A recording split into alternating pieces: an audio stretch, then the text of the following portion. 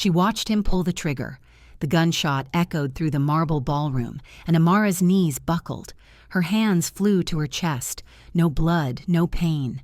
The vase behind her exploded into crystal shards. Silence. Complete, suffocating silence.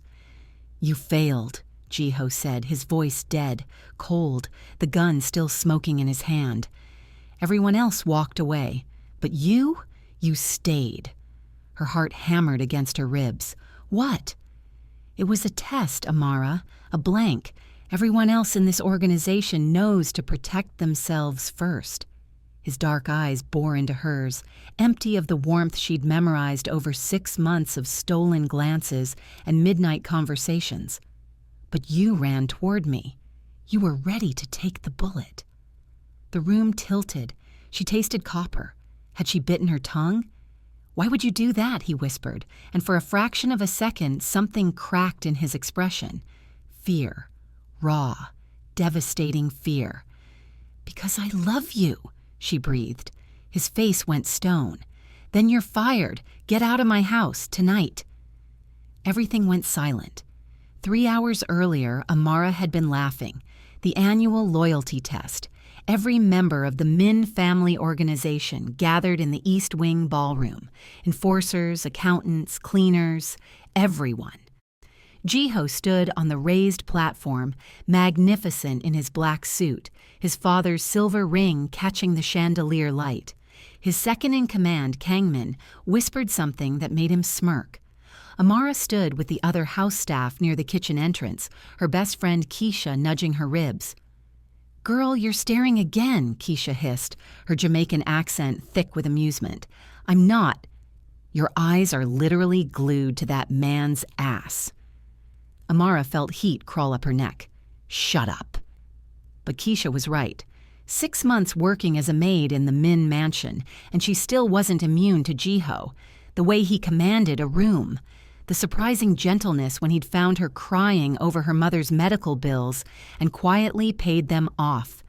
The 2 a.m. conversations in the library when neither of them could sleep.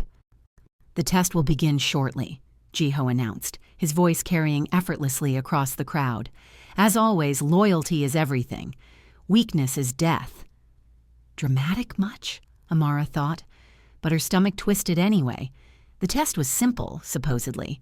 Jiho would evaluate each person's reaction to a perceived threat. Some years it was a pop quiz on organizational secrets.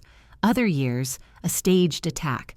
The rumor mill had been churning for weeks. What Amara didn't know, what no one knew except Jiho and Kangmin, was that this year's test was designed specifically for her. "Amara Williams, step forward." Her blood turned to ice. Keisha gripped her hand. "What the fuck? I don't—" But her feet were already moving, carrying her through the parted crowd. Whispers followed her like ghosts. The black maid, the American, the one who doesn't belong. She stopped 3 feet from the platform. Jiho looked down at her, and his expression was unreadable, completely, devastatingly blank. "You've been in my employment for 6 months, he said. "Yes, sir. In that time, you've had access to confidential information, my private quarters, my schedule." He descended the steps slowly, each footfall deliberate. "Tell me, Amara, if someone offered you money, a lot of money, to betray this family, would you take it?" The room held its breath. "No," she said immediately. "Never." "Never?" He stopped inches from her, close enough that she could smell his cologne, sandalwood and something darker. "Not even for your mother's cancer treatment? I know the bills are substantial." Her heart cracked. He was using her mother against her, in front of everyone. "I said no." Interesting. He pulled a gun from inside his jacket, a sleek black pistol that seemed to absorb light. "Then you won't mind proving it." Oh, God. Everyone else who's taken this test tonight has demonstrated the primary rule of survival, self-preservation. He chambered a round with a sharp click. When faced with danger, they protected themselves, ran, hid, fought back. He raised the gun, pointed it at his own chest. "But I wonder, Amara Williams, What would you do if the threat wasn't to you, but to me? Time fractured. She saw his finger on the trigger, saw the empty coldness in his eyes that meant he was serious. He was actually going to... Her body moved before her brain caught up. She lunged forward, arms outstretched, ready to tackle him, shield him, anything. The gunshot split the air, and now she was here, crystal shards glittering around her feet like broken stars, being told to leave. "Jiho, wait!" She reached for him. He jerked back like she'd burned him. "Don't. Please, just let me explain." "Explain what?" His voice rose, sharp enough to cut. "That you're stupid enough to die for a man who pays you minimum wage? That you don't understand the first rule of survival in this world?" Tears burned her eyes. "I understand plenty. I understand that you're scared." "I'm not—" "You are!" She was shouting now, didn't care who heard. "You're terrified because someone finally cared enough to put you first, and you don't know what to do with that."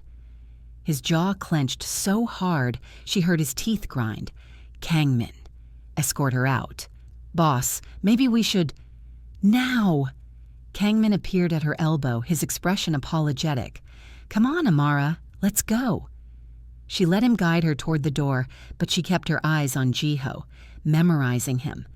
The rigid set of his shoulders, the way his hands had curled into fists, the muscle jumping in his jaw. At the threshold, she stopped, turned. "I failed your test on purpose," she said quietly, clearly, "because some things are more important than survival. You taught me that, whether you meant to or not." Then she walked out of the ballroom, out of the mansion, out of his life.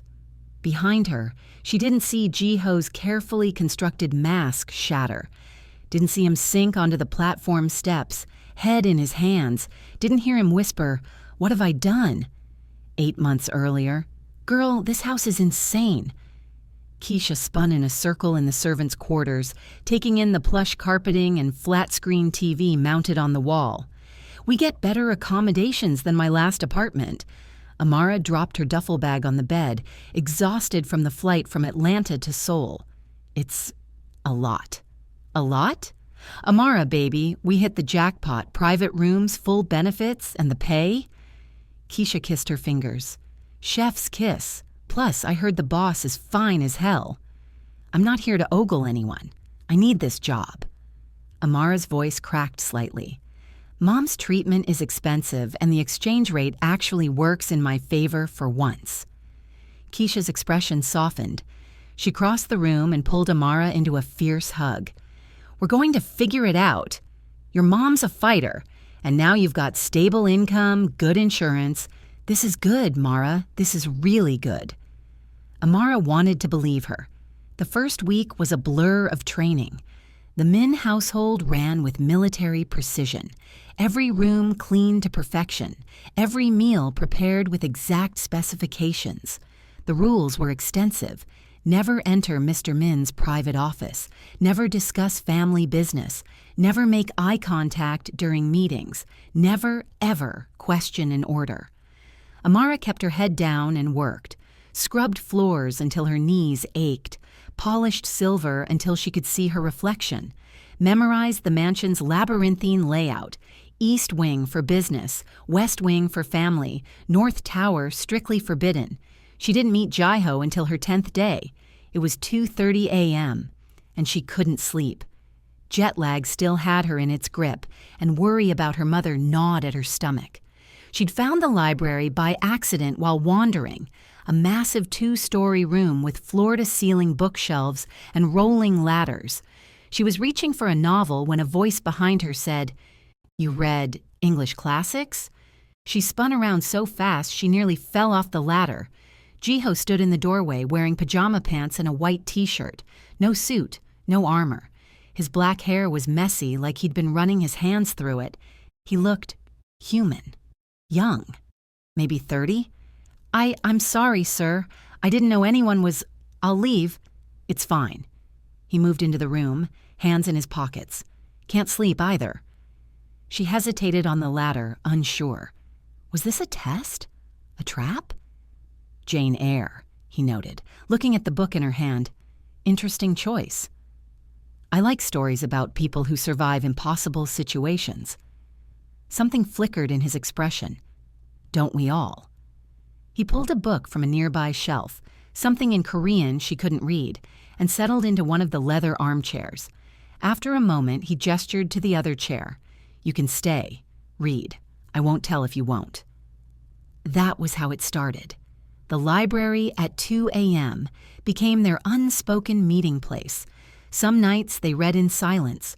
Other nights they talked. Carefully at first, then more freely. He asked about America, about her family, about why she'd chosen to work so far from home. She asked about Korean culture, the city, books he recommended. Never about his work. Never about the guns she'd seen or the men who visited with hard eyes and harder reputations. My mother has stage 3 breast cancer, she admitted one night, 3 months in. The words tumbled out before she could stop them. That's why I'm here. The treatment back home, we couldn't afford it, but with this job, with the exchange rate, I can actually help. Jiho was quiet for a long moment. Then, what hospital? Why? Just tell me. She did. 2 days later, her mother's entire medical bill was paid. When Amara confronted Jiho in the library, angry and grateful and confused, he simply said, You work hard. You deserve to sleep without that worry. I can't accept this. You can and you will. Consider it a bonus. His expression was firm, final. Your mother needs you focused, not exhausted from stress. She cried then, couldn't help it, and Jiho, this dangerous man who commanded an empire, awkwardly patted her shoulder and offered her his handkerchief. Thank you, she whispered. He looked away. Don't thank me. Just keep showing up. To the library. I like having someone to talk to who isn't trying to kill me or ask for money. She laughed through her tears. Low bar. You'd be surprised. That night, something shifted between them. The conversations went deeper. He told her about his father's death, the weight of inheriting the organization at 25. She told him about growing up in Atlanta, about her dreams of becoming a teacher before life got complicated. You should still do it, he said, teach, after your mother recovers. Maybe. She studied him in the lamplight. What would you do, if you could choose anything? He smiled, but it was sad. I'd probably still choose this. It's all I know. That's not true. You love literature, philosophy. You could... I'm a criminal, Amara. Let's not romanticize it. But she was already romanticizing it. Romanticizing him, the way he listened when she talked, the way his eyes softened when he thought she wasn't looking, the careful distance he maintained, like he was afraid to get too close. 5 months in, Keisha cornered her in the kitchen. You're in love with him. Amara nearly dropped the plate she was washing. What? No, that's... Girl, please. I've known you since college. You get this look, like you're seeing sunshine for the first time, and you've had that look every damn day for a month. Keisha lowered her voice. He's dangerous, Mara. Whatever you think is happening, nothing is happening. Yet. Keisha gripped her arm. Just be careful. Men like him don't do love. They do possession. But Keisha was wrong. Amara knew it in her bones. Because 6 months in, during one of their library nights, Jiho looked at her over his book and said, You make this bearable. What? Everything. This life. The weight of it. He closed the book. When I'm here with you, I remember what it's like to just exist, without the blood and the deals and the constant watching my back. Her heart thundered. Jiho, I shouldn't be telling you this. It's dangerous. For both of us. If anyone knew how much I... He stopped himself, stood abruptly. Forget I said anything. I won't forget. He looked at her then, really looked, and she saw it. The longing, the fear, the careful, desperate hope that maybe, just maybe, he could have this one thing. You should stay away from me, he whispered. I don't want to. Amara, I don't want to stay away from you." The air between them crackled. He took a step toward her, then another. His hand came up, hesitant, and brushed her cheek. "This is a mistake," he breathed. "Then let's make it together." He kissed her like a drowning man finding air, desperate and gentle and absolutely devastating. His hands cradled her face like she was something precious, something he couldn't quite believe was real. When they broke apart, he pressed his forehead to hers. "We have to be careful," he said. "No one can know. If they knew, they'd use you against me. They'd hurt you to hurt me." "I understand." "Do you? Do you really understand what you're signing up for? The secrets, the danger, the—" She kissed him again, softer this time. "I understand that I'm already in too deep to walk away." He exhaled shakily. "God help us both." That was 2 weeks ago. 2 weeks of stolen moments. A brush of hands when no one was looking. A kiss in the darkened library. Whispered conversations through her bedroom door after everyone else had gone to sleep. 2 weeks of the most intense, terrifying happiness Amara had ever known. And then came the loyalty test, present day. Amara sat in the tiny apartment she'd rented in Itaewon, staring at her phone. 7 missed calls from Keisha. 3 texts. "Girl, where are you? Jiho is losing his mind." "Call me back right now." She didn't call back. Instead, she opened her banking app and stared at the number. The severance package Jiho had deposited was obscene. Enough to cover her mother's treatments for 2 years. Enough to live comfortably while she figured out what came next. Blood money, guilt money. "I'm sorry, I broke your heart" money. She threw the phone across the room. It buzzed immediately. She ignored it. Buzzed again. "What?" she snapped, snatching it up without checking the caller ID. "Finally!" Keisha's voice was sharp with relief. "I've been calling for 3 hours. What the hell happened?" Amara's throat closed up. "I can't—" "Yes, you can. Talk to me." So she did. The whole story poured out. The test, the gun, Jiho's cold dismissal. By the end, she was sobbing so hard she could barely breathe. "That son of a bitch," Keisha hissed. "I'm going to kill him. Actually kill him." "Don't. Don't. Amara, he humiliated you in front of everyone. After everything you two—" He was scared, Keish. I saw it in his eyes. He was terrified. "So? That doesn't give him the right to—" "I know." Amara wiped her face roughly. "I know, okay? But I also know that he spent his entire life watching people betray him or die, and I just proved that I'd die for him without hesitation. That's probably his worst nightmare." Keisha was quiet for a long moment. Then, "You're defending him." "I'm understanding him. There's a difference." "You're also still in love with him?" Amara didn't answer. Didn't need to. "Okay," Keisha sighed. "Okay, so what now? You just give up?" "What choice do I have? He fired me, made it clear he doesn't want me around." "Actions speak louder than words, babe. And I'm telling you, the man is spiraling. He hasn't left his office in 2 days, hasn't eaten. Kangmin said he's just sitting there staring at the wall." Something painful twisted in Amara's chest. "That's not my problem anymore." "Liar. Keisha." "Fine. I'll drop it. For now." A pause. "But I'm coming over.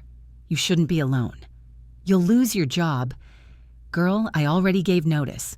You think I'm staying in that house after what he did to you?" "Nah. We're a package deal, remember." Tears pricked Amara's eyes again. "You don't have to." "I know I don't have to. I want to. Besides, I've been chatting with that fine-ass security guard, Minho. He's helping me find a new gig." Her voice turned sly. "A new gig that comes with his phone number." Despite everything, Amara smiled. "You work fast." "Life's short, babe. Which reminds me, you need to eat. I'm bringing kimchi jjigae and soju, and we're going to get drunk and talk shit about men." "That sounds perfect." After they hung up, Amara sat in the silence of her new apartment. Small, unfamiliar, safe. But safety felt like a cage without him. 1 week later, Amara found work at a small cafe in Hongdae. The owner, an older Korean woman named Mrs. Park, asked no questions about her spotty resume or lack of proper visa documentation. Just handed her an apron and pointed to the espresso machine. "You know coffee?" "I'm a fast learner." Mrs. Park smiled. "Good, you start now." It was simple work, mindless, exactly what Amara needed. She made lattes and wiped down tables and pretended that her heart wasn't shattered into a million pieces. Keisha had found a job at a boutique hotel, and Minho, the security guard, had indeed asked her out. They'd been on 3 dates in as many days. "He's sweet," Keisha gushed over dinner one night. "Like, genuinely sweet. Opens doors, asks about my day, doesn't command an underground criminal empire. You know, green flags." "I'm happy for you," Amara said, meaning it. "You could be happy, too. There's this guy at the hotel, American expat, very cute, very normal." "No, Mara." I said no. She pushed rice around her plate. "I'm not ready." "It's been a week." "Exactly. A week." She looked up. "Keish, I was in love with him. Am in love with him. That doesn't just go away." Keisha's expression softened. "I know. I'm sorry. I just hate seeing you like this." "I'll be fine, eventually." But she wasn't fine. She saw him everywhere. In the dark-haired businessman who ordered an Americano. In the black sedan that idled outside the cafe. In her dreams where he kissed her and whispered promises he'd never made in real life. 2 weeks after leaving the mansion, she was closing up the cafe when the bell above the door chimed. "Sorry, we're closed." Kangmin stood in the doorway. Her blood turned to ice. "What are you doing here?" "Relax, I'm not here to drag you back." He held up his hands in surrender. "I just want to talk." "About what?" "Him." Kangmin moved further into the cafe, his expression uncharacteristically serious. "He's a mess, Amara. A complete disaster." "Good." "Is it?" Kangmin leaned against the counter. "Look, I've known Jiho since we were kids. Grew up in the same neighborhood, joined the organization together. I've seen him take bullets, lose people he cared about, make impossible decisions. And through all of it, he stayed controlled, focused." "What's your point?" "My point is, I've never seen him like this. He's not eating, barely sleeping. He snapped at the accountant yesterday for breathing too loud." Kangmin ran a hand through his hair. "The man is falling apart, and it's because of you." Amara's chest tightened. "He's the one who pushed me away." "I know, and it was the stupidest thing he's ever done." Kangmin's voice dropped. "But you have to understand. Jiho's father died because someone he loved betrayed him, sold information to a rival gang. Jiho was 17 when he watched his father bleed out from an ambush. Oh, God. Since then, he's built walls, doesn't let anyone close, doesn't trust anyone fully." Kangmin met her eyes. "Until you got past every single defense he has, and that terrifies him. Because if he loves you, really loves you, then you become his biggest weakness." "So what? He just throws me away?" "He's trying to protect you. In his twisted, traumatized mind, pushing you away keeps you safe. If you're not connected to him, no one can use you as leverage." Amara felt tears building. That's not his choice to make. "I know. Trust me, I told him that. But he's stubborn as hell." Kangmin straightened. "Look, I'm not asking you to go back to him. If you're done, you're done. But I thought you should know the truth. What drives him?" "Why are you telling me this?" "Because he's my best friend, and I've never seen him happy until you came along." Kangmin's voice was rough with emotion. "And because I think you deserve to know that when he told you to leave, it wasn't because he doesn't love you. It's because he loves you too much." After Kangmin left, Amara sank onto the floor behind the counter and cried until there was nothing left. 3 weeks post-breakup. Amara was carrying groceries up to her apartment when she heard shouting. Male voices, angry, close. She froze on the stairwell landing. "Stupid bitch thinks she can just leave." "Boss wants her taught a lesson. Make it hurt." Her blood turned to ice. Before she could run, 3 men appeared at the top of the stairs. Not Min family, different tattoos, different energy. One of them smiled, and it was all teeth. "Amara Williams, we've been looking for you." She dropped the groceries, ran, made it down 4 steps before they grabbed her, hands in her hair, yanking her back. She screamed, fought, kicked. A fist connected with her ribs. Pain exploded through her side. "Shut up!" one of them growled. They dragged her up the stairs toward the roof access. "No, no, no, no!" A gunshot split the air. Everyone froze. Jiho stood at the bottom of the stairwell, gun raised. His expression was something out of nightmares, cold, lethal, absolutely terrifying. "Let her go." The man holding Amara laughed nervously. "This doesn't concern you, Min." Jiho fired again.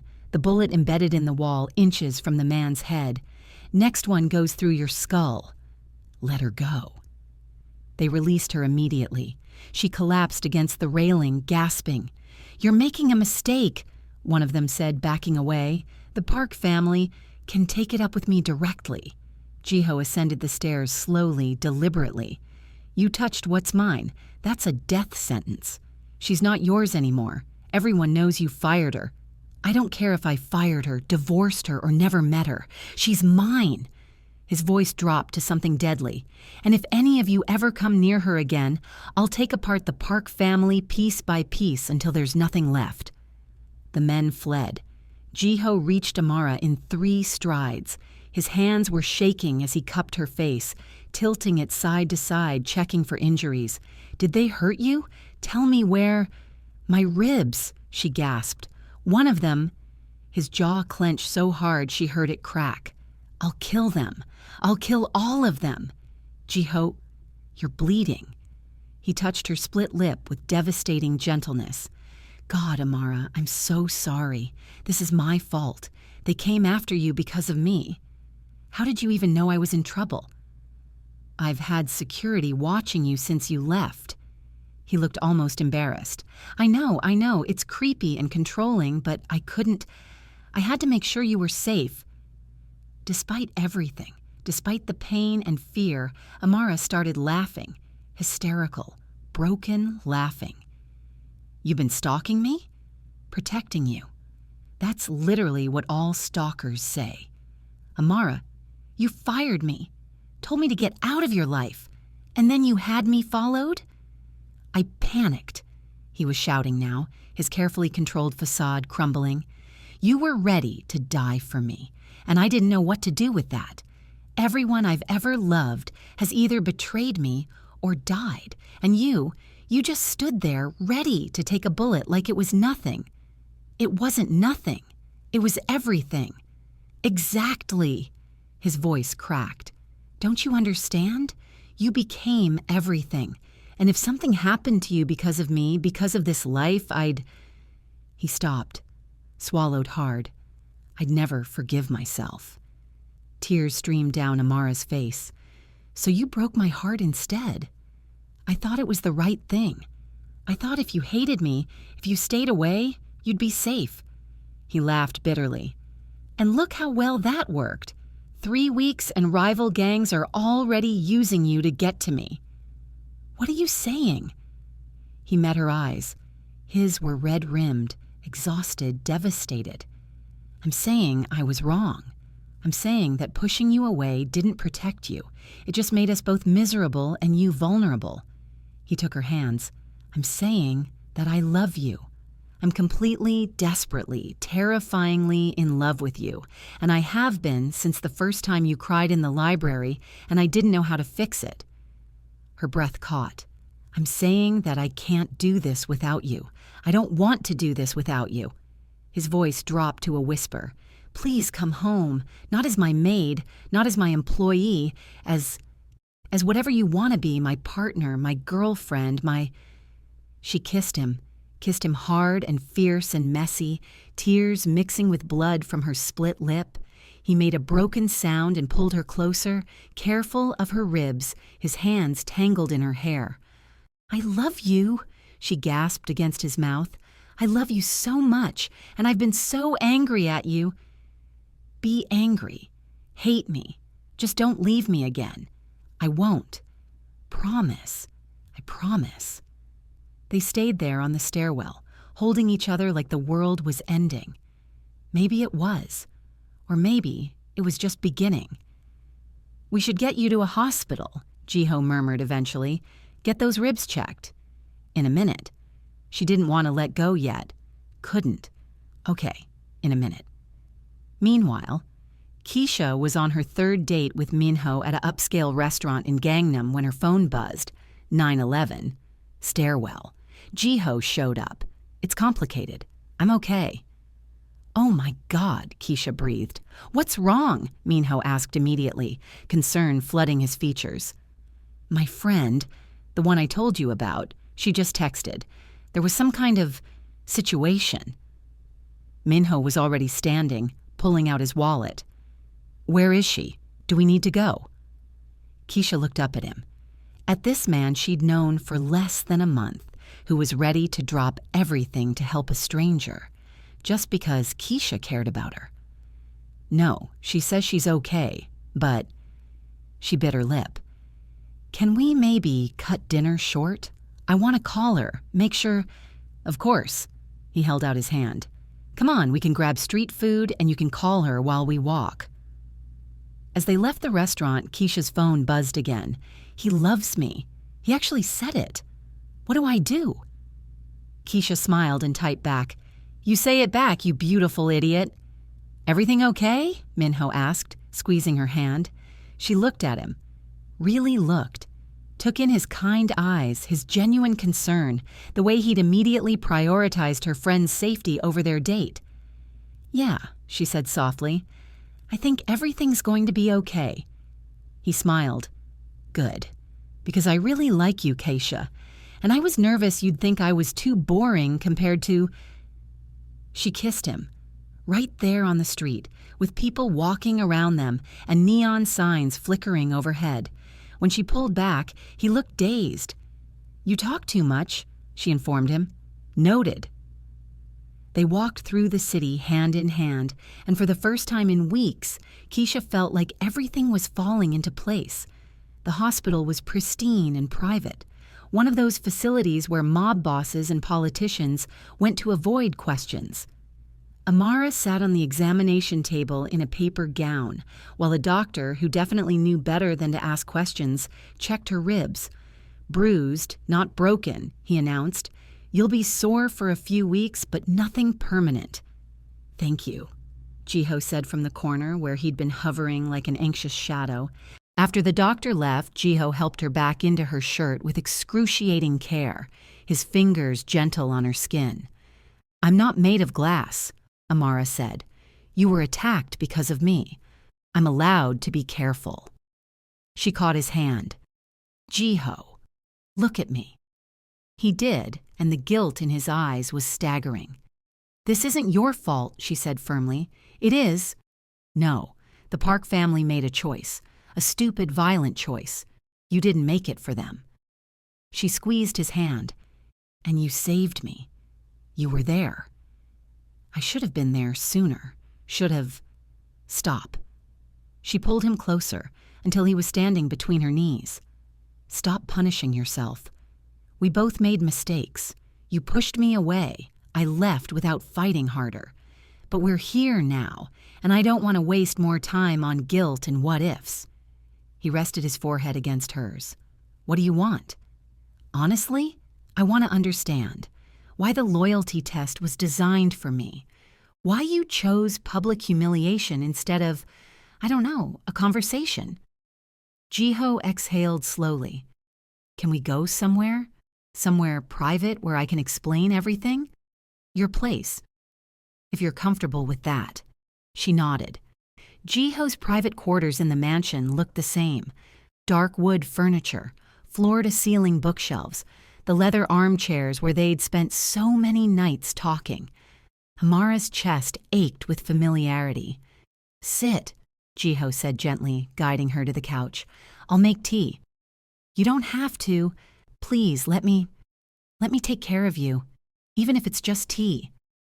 She watched him move through the small kitchen area. watched his hands shake slightly as he filled the kettle.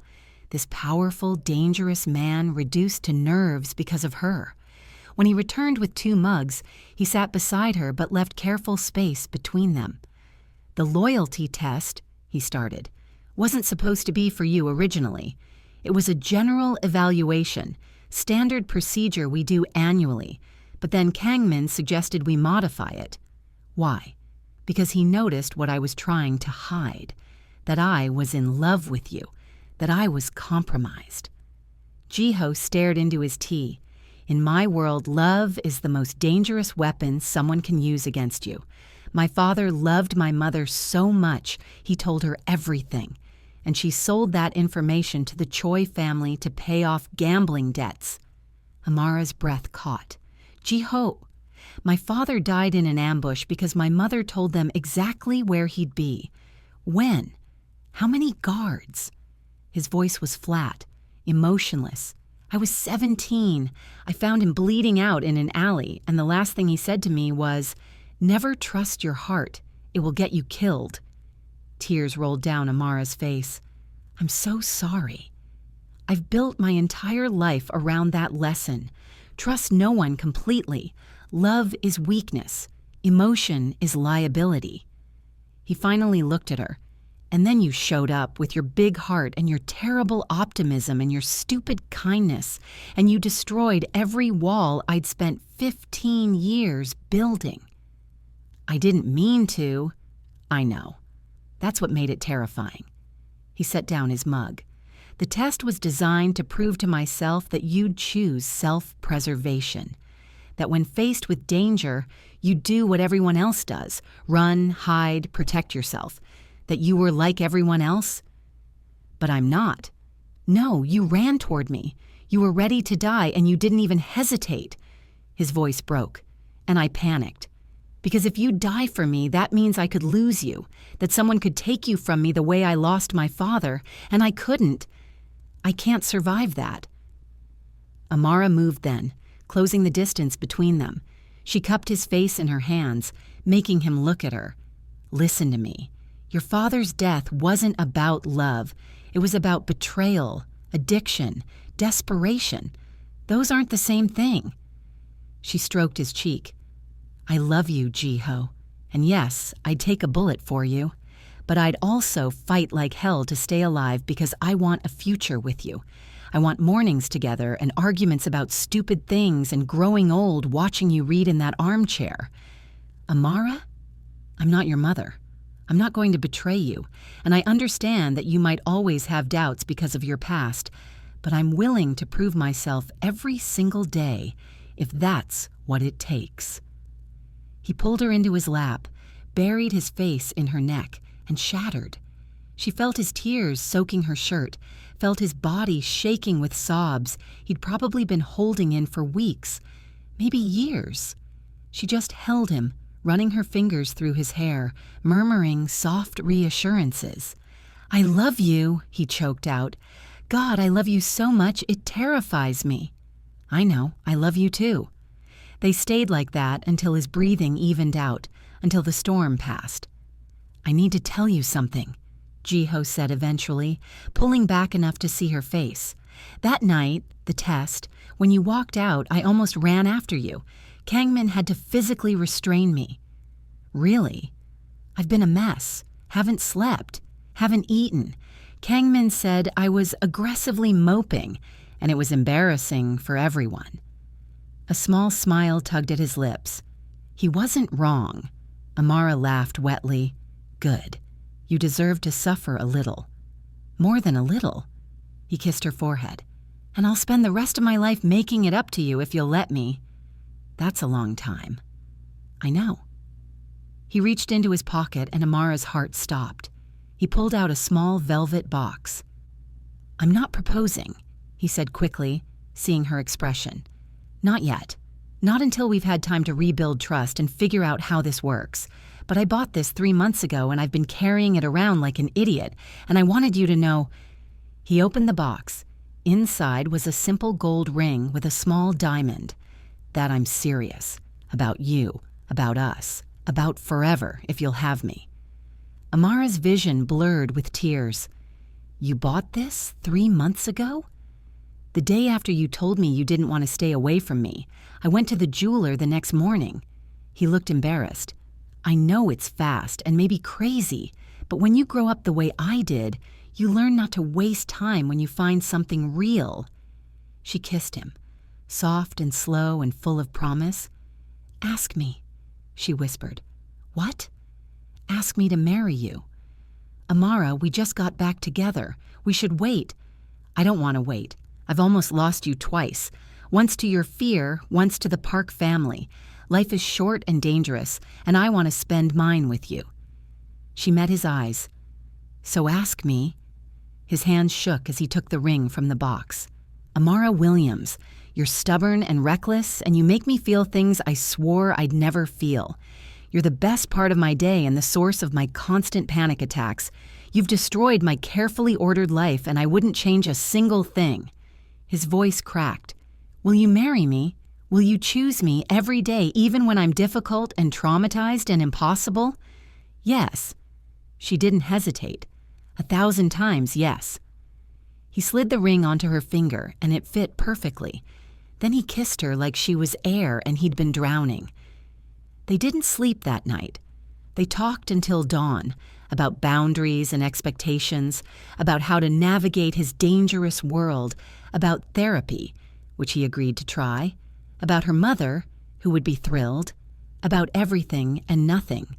And when the sun rose, painting the sky in shades of gold, Jiho held her close and whispered, "Thank you." For what? For failing my test on purpose, for being brave enough to love me anyway. She smiled against his chest. Best failure of my life. 2 weeks later. The engagement party was small, just close family and friends in the West Wing dining room. Keisha arrived with Minho, her hand firmly clasped in his. She'd told Amara 3 days ago that she was pretty sure I'm in love with him, and it's freaking me out in the best way. Now, watching Minho pull out her chair and brush a kiss to her temple, Amara knew Keisha had found something real. "Speech!" Kangmin called out, already 3 drinks in. "The boss needs to make a speech." Jiho stood, and the room quieted. He looked uncomfortably at the attention, then found Amara's eyes and relaxed slightly. "I'm not good at this," he started. "Public speaking, feelings, any of it. But Amara's taught me that sometimes you have to be vulnerable even when it terrifies you." He raised his glass. 3 months ago, I met someone who changed everything. She was supposed to be just another employee, just another person passing through my life. But she became my best friend, my conscience. The reason I wake up and think maybe I can be better than what I was raised to be. Amara's eyes filled with tears.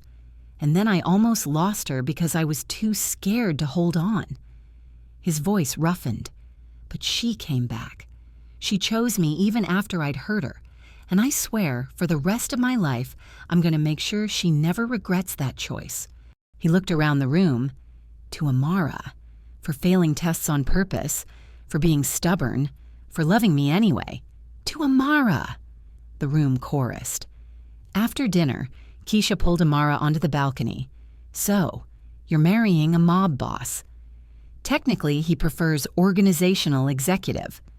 "Girl, please." But Keisha was smiling. "Are you happy? Really, truly happy?" Amara looked through the glass doors, saw Jiho laughing at something Kangmin said, looking lighter than she'd ever seen him, saw Minho helping clear plates while chatting with the staff, saw the family she'd found in this strange, dangerous, beautiful world. "Yeah," she said softly, "I really am." "Good." Keisha squeezed her hand. "Because you deserve it. And for the record, I'm calling Maid of Honor before anyone else can. You're literally the only option. Even better." They laughed, and it felt like healing. Inside, Jiho caught Amara's eye. Mouthed, "You okay?" She nodded. Mouthed back, "I love you." His smile could have lit the entire city. 6 months later. The wedding was private. A small garden ceremony with white flowers and sunset light. Amara wore a simple ivory dress.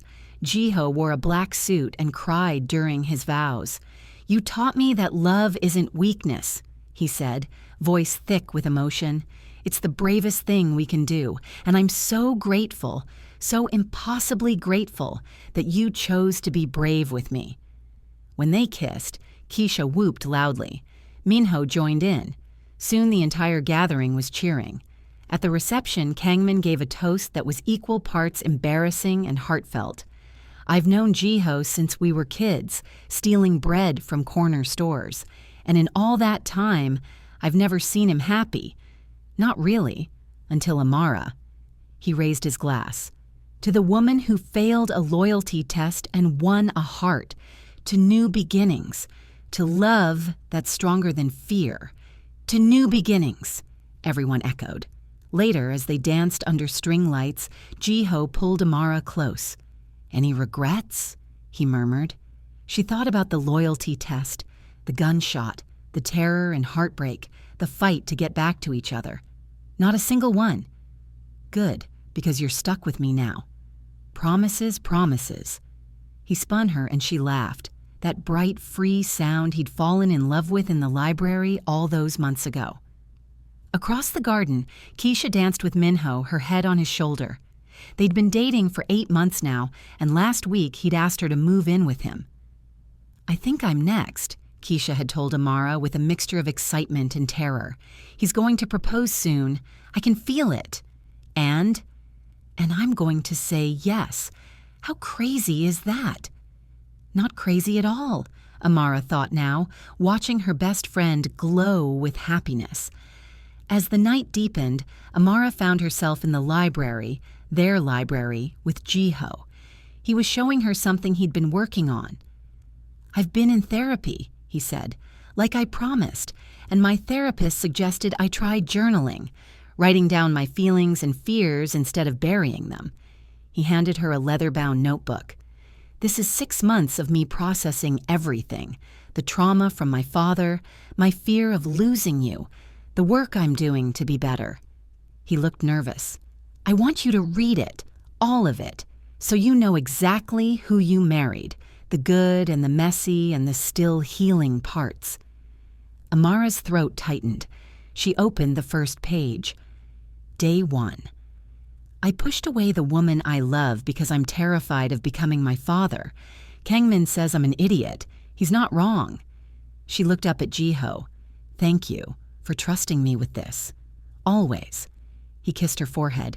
"No more secrets, no more running, just us, figuring it out together." "Together," she agreed.